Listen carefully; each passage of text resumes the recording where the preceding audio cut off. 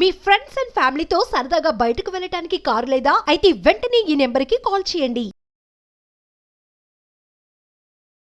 నమస్తే, నేను జీవి సత్యనారాయణ. ఈ ఎపిసోడ్లో ఈ మధ్యకాలంలో స్కామ్స్ ఎక్కువైపోయినాయి. ఈ సైబర్ స్కామ్స్ ఇంకా ఎక్కువైపోయినాయి. ఏం జరుగుతున్నాయి అనేది స్కామ్ జరిగిన తర్వాతనే మనకి తెలుస్తుంది. అది ఎటువంటి కొత్త రకము స్కాము, ఇది అయిన తర్వాతనే ఓహో ఇలా కూడా మనం మోసపోతున్నాం అనేది తెలిసిపోతుంది. అంటే ఎప్పుడైతే టెక్నాలజీ కానీ డిజిటల్ కానీ ఏదైతే బాగా డెవలప్ అయిందో, ఏదైతే ఈజీ అయిందో అంతా అదే మాదిరి మోసాలు కూడా ఎక్కువ జరగటం జరుగుతుంది. అయితే ఎప్పటికప్పుడు మనము ఎంత అప్రమత్తంగా ఉన్నా కానీ జరిగే మోసాలు జరుగుతున్నాయి. ఇప్పుడు మీకు ఒక జరిగిన లైవ్ది ఏదైతే, అంటే ఈ మధ్య ఒక 2 days బ్యాక్ 3 days బ్యాక్ జరిగింది ఏదైతే ఉందో, 2 days కాదు 1 day బ్యాకే మనకు తెలిసేటప్పటికి ఆ ఇన్ఫర్మేషన్ మీకు చెప్తున్నాం. ఇవంతా కూడా మీకు ఒక అప్రమత్తత కోసం ఇన్ఫర్మేషన్ మాత్రమే. ఇలా జరుగుద్దా, ఇలా ఉంటుందా అని కాదు, జరిగినాయి, జరుగుతున్నాయి.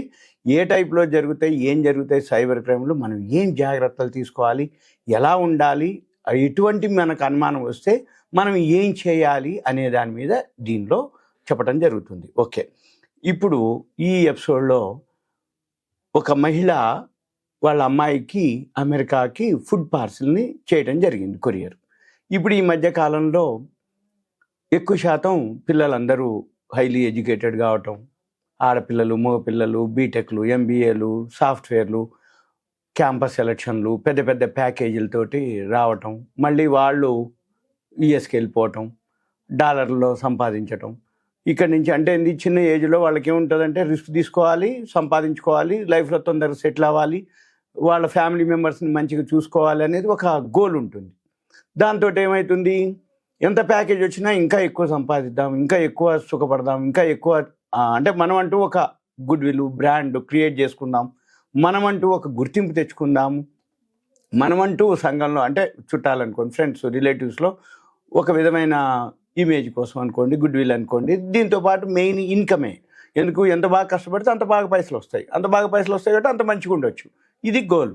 అయితే ఈ విధంగా ఇప్పుడు ఎప్పుడైతే జరుగుతుందో ఇక్కడ ఉన్నటువంటి పెద్దవాళ్ళు, తల్లిదండ్రులు అనుకోండి, విలేజెస్లో అనుకోండి, ఈ ఎవరైతే మన పెద్దవాళ్ళు ఉన్నారో వాళ్ళు అక్కడికి వెళ్ళిపోయినాక వాళ్ళకి అక్కడ ఫుడ్ అలవాటు కాకపోవటం, లేకపోతే ఇక్కడ ఉన్న తల్లిదండ్రులు కానీ వీళ్ళ అమ్మమ్మ, నాయనమ్మ, తాతయ్యలు వీళ్ళందరూ ఏం చేస్తారు, పండగలు కానీ, ఇప్పుడు సపోజ్ సంక్రాంతి వస్తున్నాయి అనగానే అరిసెలని, సకినాలని, ఇక మనకి పచ్చళ్ళని, పొళ్ళని, ఇటువంటివన్నీ కూడా మనకి ఇప్పుడు ఈ మధ్యకాలంలో విపరీతంగా ఇంటర్నేషనల్ కొరియర్లు రెడీగా ఉన్నాయి, అవైలబుల్ ఉన్నాయి. అంటే కిలోకి 10 కిలోలు అయితే ఇంత, 15 కిలోలు అయితే ఇట్లా.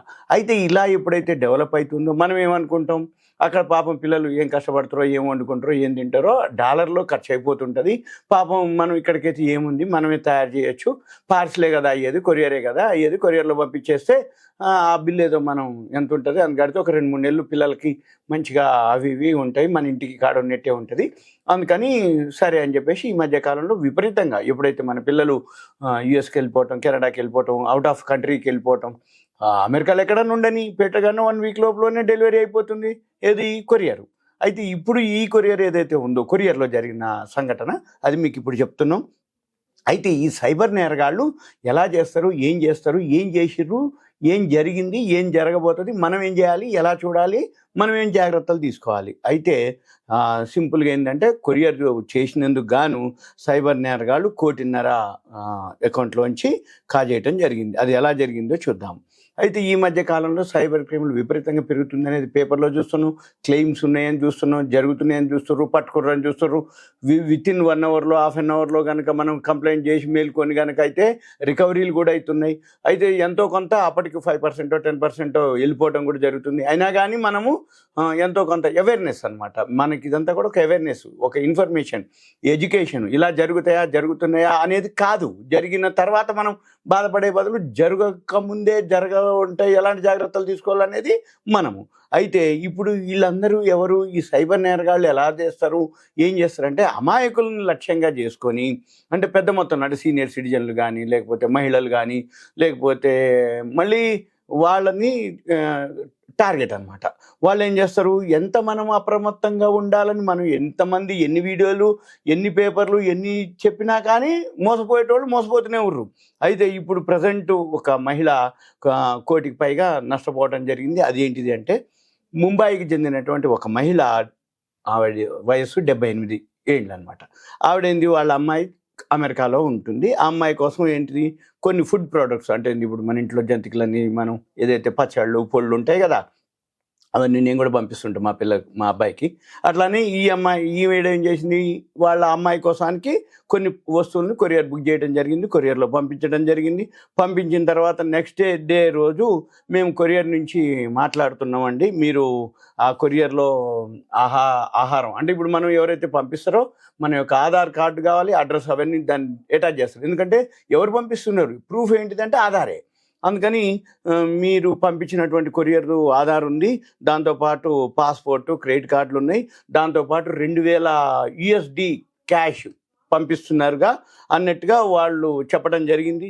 అప్పుడు అతను ఏమన్నాడు, ఈవిడతోటి ఇవన్నీ మీరు పంపిస్తున్నారు, ఇవన్నీతో పాటు ఫుడ్ కూడా ఉన్నాయి, ఇవన్నీ ఏదైతే ఉన్నాయో మీరు మనీ లాండరింగ్కి పాల్పడుతున్నారని ఆరోపించిందన్నమాట. వాడేంటిది, సైబర్ క్రైము, మనీ లాండరింగ్. ఇప్పుడు మీరు క్యాష్ అందులో పెట్టి పంపిస్తారు కొరియర్లో, ఫుడ్ ప్రోడక్ట్స్ కాకుండా అని చెప్పేసి నమ్మించడానికి వాడేం చేసిండు, ఇంకొక 2 ఉన్నతాధికారులని లైన్లో పెట్టి, ఇంకో వీళ్ళు మీ మీద ఇలా ఉంది అలా ఉంది అని వీడియో కాల్స్లో యూనిఫామ్ డ్రెస్లో ఉన్నట్టుగా కనిపించి వాళ్ళని భయపెట్టడం, ఆవిడ్ని భయపెట్టి చివరికి ఆవిడతోటి 10 రోజుల పాటు కంటిన్యూ మాట్లాడడం అన్నీ చేసి, మిమ్మల్ని అదైంది ఇదైంది ఇట్లా చేస్తాం అట్లా చేస్తాం, మిమ్మల్ని కేసులు బుక్ చేస్తాం, ఇవన్నీ చెప్పి చివరికి ఆవిడ ఖాతాలో ఉన్నటువంటి 1.5 కోటి రూపాయలని వీళ్ళు ట్రాన్స్ఫర్ చేసుకోవడం జరిగింది.